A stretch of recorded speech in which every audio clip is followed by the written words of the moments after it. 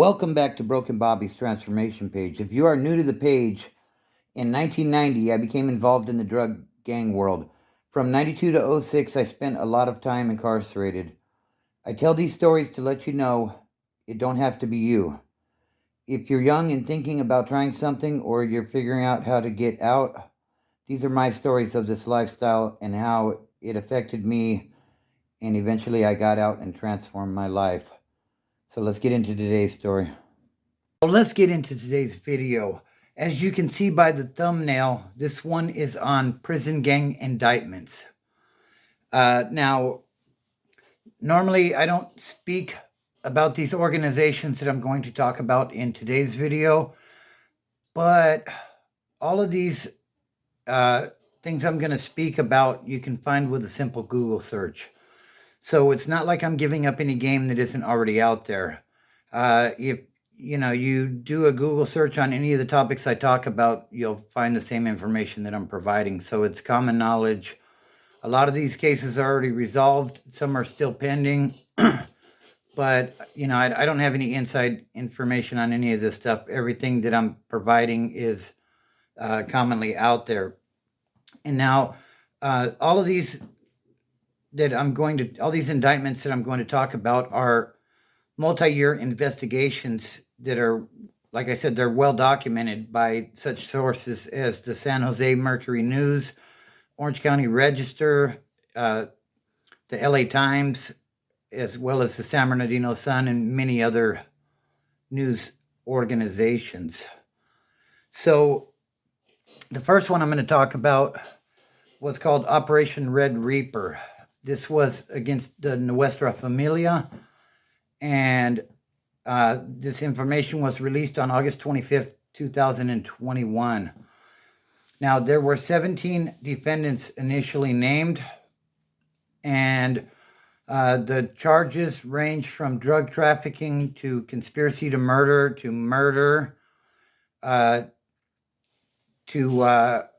like basically anything and everything you can think of. They throw it out there. With these federal cases, they throw a really wide net in order to, I guess the idea is they want some people to talk. And by naming as many defendants as possible, somebody will. And it's just a matter of how much they know, and then they can put the pressure on the ones that are higher up the chain. But so yeah, we have that one with the Nuestra Familia, and now what they do with these cases, and these are federal cases, and believe me, when the feds come after you, their ducks are in a row. State charges get dropped or found not guilty a lot less than federals do. Typically, if the feds are coming after you, you're done. There's no getting around it. And they hit you with these enhancements involved, like it's like a RICO type of case. And what RICO is originally, RICO was used to fight the mob in New York. And it's, having to do with organized crime, racketeering. I forget what it is, but it's racketeering in conjunction with organized crime, I believe. And what they do with that is they get you with a charge that would normally carry a couple of years, and then they throw these in the gang enhancement, and then everything is enhanced. So something that would get you a couple of years now is going to get you 30. And by doing so, what happens is a lot of times, people will start telling, because nobody wants to do 30 years. I mean, the way I was raised was, if you're going to do the crime, you better be ready to do the time. But to be honest with you, I've never been faced with a life sentence. So, I mean, I'm not saying that I would have told, but, like when I was out there running in the streets, dealing and stuff, I didn't like to mess with people that had 2 strikes, because I had a very good understanding that if they were to get caught, chances are they're going to give me up. Because when you're looking at 25 to life or more, there ain't no friendships. I mean, if we're keeping it absolutely real.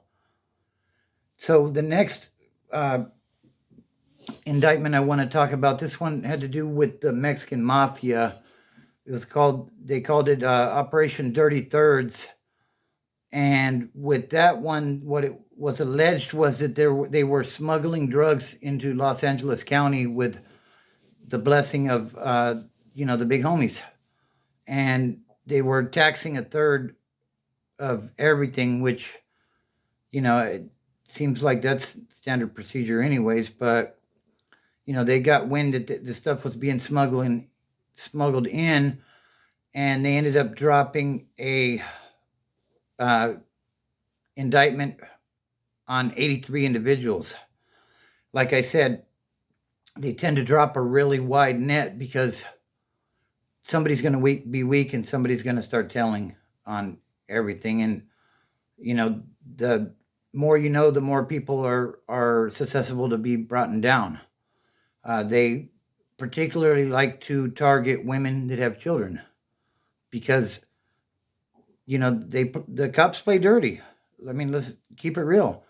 And the first thing they're going to tell them is you're going to lose your kids unless you tell us what we want to know. And, more times than not, they're going to tell. Just like I said before, like the individuals with 2 strikes that are looking at life now, a lot of times they're going to tell too. I mean, don't get it twisted. There's a lot of really solid people out there that will ride that because, they want the accolades from the big homies that they stayed solid and to be able to further their career. But, I mean, is it worth it?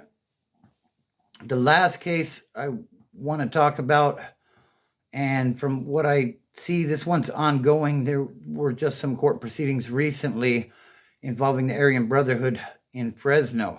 Now, this one, it says there's 17 defendants, but sometimes they won't name defendants because they're cooperating. And like I said, I don't have any inside information as to what's going on with that, but it's very similar. It's drug trafficking, it's conspiracy, there's murder, and like with all of these other ones, they're saying a lot of this stuff is being controlled by people on the inside, and that's where the conspiracy comes in. But the thing is, a lot of times, I've heard stories when I was in reception. There was a guy that I think he had like 50 years or something. And when he told me what his charges were, I was thinking to myself, there ain't no way he got that much time for that. Like he wasn't a third strike eligible or anything like that. And if you don't know what the 3 strikes rule, when I refer to second striker and third strikes in California, originally it was if you have 3 violent felonies, you would end up with a life sentence, 25 to life. But eventually it became, if the potential for violence was there, you could get a third strike. And then at some point, they seemed like they were just striking out everybody for anything and everything. So, but this guy, like I said, he had like 50 years, and it was like a gun charge and a gang enhancement and maybe some drugs, but it wasn't like an extravagant amount, like maybe 4 ounces of white, and that's always been a bad combination, having weapons and product. But 10-year gang enhancement for this, 20-year gang enhancement for that, 5 years for the initial charge plus 15 more years for this. And like they can really rack the time up on you quick. And apparently he stayed solid because he was still general population, and he was in reception, ready, waiting to go to his main line for the rest of his life, basically. So the reason I tell these stories is, the thing is, if say you're a small time dealer and you're picking up from some folks that are associated with any of these big prison organizations, you know, when they start running around collecting people, when the indictments drop, you get caught up in that as well. And you might not even be a member or even an associate of any of these organizations. And they may still hit you with the indictment. And, you may, what first time offense for drug dealing typically is a couple of years, for smaller weight. But now you get hit with the enhancement, and now you're looking at 30. So I guess the message of the day with this video is, if you don't make dumb decisions and get involved in this type of a lifestyle, then you don't have to worry about getting caught up in these indictments and possibly losing the rest of your life to prison. You will be congratulated on, holding your own and not telling. But is that really worth the next 30 years of your life? I don't think so. Shout out to all these organizations that are doing their thing. Like I said, all of this stuff is readily available on Google, so I'm not giving up any game that isn't already known. But, this is what's going on out there, guys. So family, fitness, and freedom are what helped me to move into a better position in life, and making one good decision after another and trying not to let the bad decisions compound.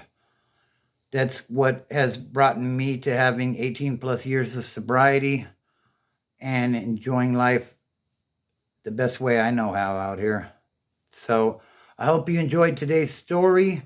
If you like this sort of stuff, smash that like button, drop a comment, subscribe, and share the video. It definitely helps out the algorithm, and it helps us to grow.